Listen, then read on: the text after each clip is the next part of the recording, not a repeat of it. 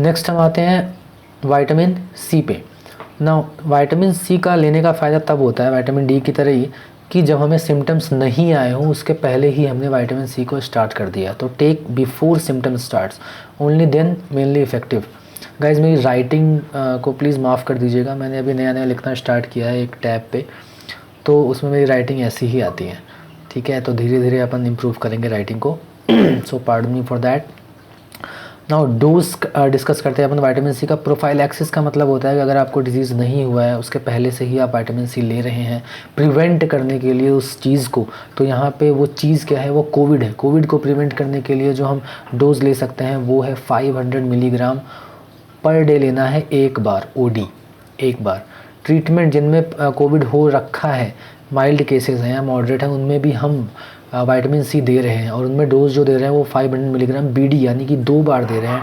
और upper limit maximum किसी patients को अगर दे सकते हैं तो 2000 मिलीग्राम पर डे ये रिकमेंडेड है पेशेंट्स में। सो इससे ज़्यादा हम किसी को अगर दें डोज तो टॉक्सिसिटी उसे हो सकती है जिसमें डायरिया मेनली सिम्टम हमें देखने मिलता है। नाउ ये जो विटामिन सी का जो टॉक्सिसिटी होता है किसी पेशेंट्स में, ये और कुछ चीज़ों से भी इंटरफेरेंस इसका देखने मिलता है। यानी कि इसमें जिन पेशेंट्स में जैसे कि मान लो कीमोथेरेपी चल रहा है कैंसर के लिए या रेडियोथेरेपी चल रहा है, इन पेशेंट्स में विटामिन सी जो है वो अफेक्ट करता है इन दोनों चीज़ों को, कीमोथेरेपी को और रेडियोथेरेपी को। तो उस हिसाब से हमें एडजस्ट करना पड़ता है ट्रीटमेंट को या विटामिन सी के डोज को। और एक चीज़ है कोलेस्ट्रॉल लोअरिंग ड्रग्स, जो कोलेस्ट्रॉल घटाने वाले जो ड्रग्स होते हैं उसके साथ भी विटामिन सी की टॉक्सिसिटी जो है वो इंटरफेरेंस करती है। तो इसके डोज को एडजस्ट करना पड़ता है या फिर टॉक्सिसिटी के लिए अपन जो भी ट्रीटमेंट है वो करते हैं, वो हम विटामिन सी में डिस्कस करेंगे एग्जैक्टली क्या करते हैं। नाउ नेक्स्ट एक ड्रग है जिसका नाम है क्वेरसेटिन। पता नहीं है इंडिया में अवेलेबल है कि नहीं, पर इसका जिक्र एक डॉक्टर ने कर रखा है तो इसलिए मैं इसको डिस्कस करना चाहता हूँ कि क्वेरसेटिन 250 मिलीग्राम डेली बताया गया है कि लेना इफ़ेक्टिव है, लेकिन इस पर अभी एनफ डेटा नहीं है। ह्यूमन ट्रायल्स इस पर बहुत ही कम हुई है, तो एनफ डेटा ना होने की वजह से अगर ये मिल भी रहा है किसी को तो ये अभी रिकमेंडेड नहीं है, इसको नहीं लेना चाहिए हमें, क्योंकि एनफ डेटा ही नहीं है तो लेने का कोई फ़ायदा नहीं है। क्या पता आगे चल के टॉक्सिसिटी के आगे चल के कुछ कॉन्सिक्वेंसेज हो, उसके कुछ गलत इफेक्ट आता हो, एडवर्स इफेक्ट आता हो, तो इसलिए हमें नहीं लेना चाहिए। वास्तव में क्वेरसेटिन जिंक आयनो-4 होता है, ये मैकेनिज़्म है इसका। And let's wait for more data, उसके बाद अपन इसको ले सकते हैं जब डेटा अच्छे से हमें अवेलेबल हो जाए। नेक्स्ट हम आते हैं जिंक पे। जिंक का बहुत इंपॉर्टेंस बताया गया है और इसका जो डोज़ है वो 30 से 50 मिलीग्राम पर डे बताया गया है कि हम ले सकते हैं कोविड को प्रिवेंट करने के लिए। नाउ इसेंशियल न्यूट्रिएंट्स में आता है जिंक, यानी कि ज़रूरी है इसको लेना। अफेक्ट्स इम्यून स्टेटस, कैसे इंप्रूव करता है ये बॉडी में, क्या इंप्रूवमेंट दिखाता है ये, तो ये इम्यून हमारा जो सिस्टम है उसको पॉजिटिवली अफेक्ट करता है, उसको अच्छा करता है। प्लस आरएनए वायरस रेप्लिकेशन का मतलब क्या होता है गाइस कि 1 से 2 का बनना, 2 से 4 का बनना। जो वायरसेस हैं 1 से 2 बन रही हैं फिर इससे और 2 बन रहा है, इससे और 2 बन रहा है, तो ये जो बढ़ रहा है वायरस, जो बढ़ता जा रहा है, इसको कम करता है जिंक। सो गाइस चूँकि आरएनए जो हमारा जो कोविड वायरस है ये एक आरएनए वायरस है, तो इसके भी रेप्लिकेशन को कम करता है जिंक। और इसका रिकमेंडेड डोज क्या है, मेल में 11 मिलीग्राम पर डे हम ले सकते हैं और फीमेल में 8 मिलीग्राम पर डे ले सकते हैं।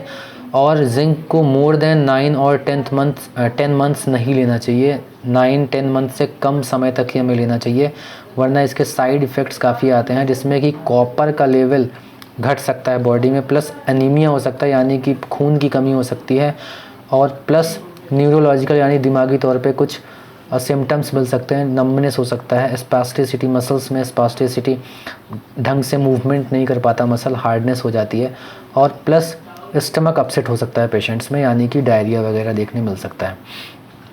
नाउ इंट्रानेजल जिंक जो हम पहले लिया करते थे रिकमेंडेड होता था वो इंट्रानेजल हुआ करता था, लेकिन अब इंट्रानेजल जिंक को लेने से मना किया गया है। क्यों? क्योंकि लॉस ऑफ स्मेल कर देता है ये, और काफ़ी लंबे समय तक कर देता है, काफ़ी प्रोलॉन्ग्ड लॉस ऑफ स्मेल कर देता है। तो आजकल इंट्रानेजल जिंक कई सारे देशों में बैन हो रखा है। नाउ नेक्स्ट हम बात करते हैं बी कॉम्प्लेक्स वाइटामिन्स की। बी कॉम्प्लेक्स वाइटामिन गाइज इसका भी रोल बताया गया है और कोविड पेशेंट्स में। और बी कॉम्प्लेक्स को हम 1 कैप्सूल पर डे, ये कैप्सूल फॉर्म में आता है, तो 1 कैप्सूल पर डे हम इसको ले सकते हैं। बी कॉम्प्लेक्स में सारे बी वाइटामिन्स होते हैं, उसमें B1 होता है, 2 हो सकता है, 3, 5, 6, 9, 12 ये सारे वाइटामिन जो बी कॉम्प्लेक्स के वाइटामिन्स हैं ये सारे इसमें मिलते हैं। सो लास्ट है मेलाटोनिन। मेलाटोनिन भी एक ड्रग है जो नॉर्मली हम पेशेंट्स में कोविड सो नेक्स्ट है गाइज मेलाटोनिन। मेलाटोनिन एक ड्रग है जो कि नॉर्मली स्लीप इम्प्रूवमेंट के लिए दिया जाता है पेशेंट्स को, लेकिन इसका रोल कोविड में भी बताया गया है। क्योंकि स्लीप क्वालिटी जब इम्प्रूवमेंट होती है तो वो बेनिफिशियल होता है इन्फेक्शन से फ़ाइट करने के लिए। बट इसका यूज़ खुद से नहीं करें। ये जितना भी मैंने बताया है ये डॉक्टर्स से एक बार आप सलाह ले लें कि मुझे कौन से वाइटामिन्स लेने चाहिए, मुझे क्या मेलाटोनिन लेना चाहिए, क्या अदर ड्रग्स मुझे लेने चाहिए, ये सारे डॉक्टर्स रिकमेंड करेंगे। बट बेसिकली वाइटामिन्स हम डेली बेसिस पे ले सकते हैं जब तक कोविड है, और रिकमेंडेड डोज मैंने आपको बता दिया है। मेलाटोनिन जो है पर्टिकुलरली इसका स्लो रिलीज़ फॉर्म आता है वो हम ले सकते हैं, और इसका एंटी इन्फ्लेमेटरी प्रॉपर्टी भी होता है। गाइस ये मेलाटोनिन जो होता है वो सेप्सिस में भी पॉजिटिवली इफ़ेक्ट करता है। मेलाटोनिन का रोल होता है, इम्प्रूवमेंट देखने मिलता है सेप्सिस के पेशेंट्स में। सेप्सिस का क्या मतलब होता है कि इन्फ्लेमेशन काफ़ी बढ़ जाता है कई सारे ऑर्गन सिस्टम्स में, तो किडनी पे भी इफ़ेक्ट कर रहा है, कोई चीज़ लंग पे भी इफ़ेक्ट कर रही है, हार्ट पे इफ़ेक्ट कर रही है, सब पे इफ़ेक्ट कर रहा है कोई डिज़ीज़, तो फाइनली वो सेप्सिस में कन्वर्ट हो जाता है, मल्टीपल ऑर्गन्स को इन्वॉल्व कर लेता है, तो उसमें भी मेलाटोनिन का अच्छा रोल बताया जाता है। तो इन सब को देखते हुए कोविड के पेशेंट में भी मेलाटोनिन का पॉजिटिव रोल बताया गया है, और जो रिकमेंड किया गया है पेशेंट्स में बोला गया है कि 0.3 मिलीग्राम डोजेस से स्टार्ट करें और उसके बाद हम इसको धीरे धीरे आहिस्ता बढ़ा सकते हैं। सो गाइज़ इस वीडियो में हमने देखा कि डिफरेंट वाइटामिन्स का क्या रोल है कोविड के पेशेंट्स में या नॉर्मल पेशेंट्स में जिनको आगे चल के कोविड हो सकता है, तो उसके प्रिवेंशन में हम वाइटामिन्स या जिंक या फिर किसी अदर ड्रग्स का जो भी मैंने लिस्ट में बताई आपको उनका यूज़ कैसे करते हैं, क्यों करते हैं, कितना डोजेज लेना चाहिए, ये सारा मैंने आपके साथ डिस्कस किया। लेकिन मेरी तरफ से एक फ़ाइनल जो पॉइंट या नोट मैं आपको बताना चाहूँगा कि वाइटामिन्स तो हम ले ही सकते हैं इनमें से, जो भी मैंने आपको बताया, विटामिन डी हो गया, बी कॉम्प्लेक्सेस हो गए एंड सी हो गया, ये तीनों तो हम खुद से भी ले सकते हैं। प्लस जो दूसरी चीज़ें हैं, जिंक हो गया, मेलाटोनिन के बारे में बताया, क्वेरसेटिन के बारे में बताया, ये सारी चीज़ें बिना डॉक्टर्स से पूछे आप न लें। दैट्स इट गाइज़, इस वीडियो में इतना ही, मिलते हैं नेक्स्ट वीडियो में। Thank you so much.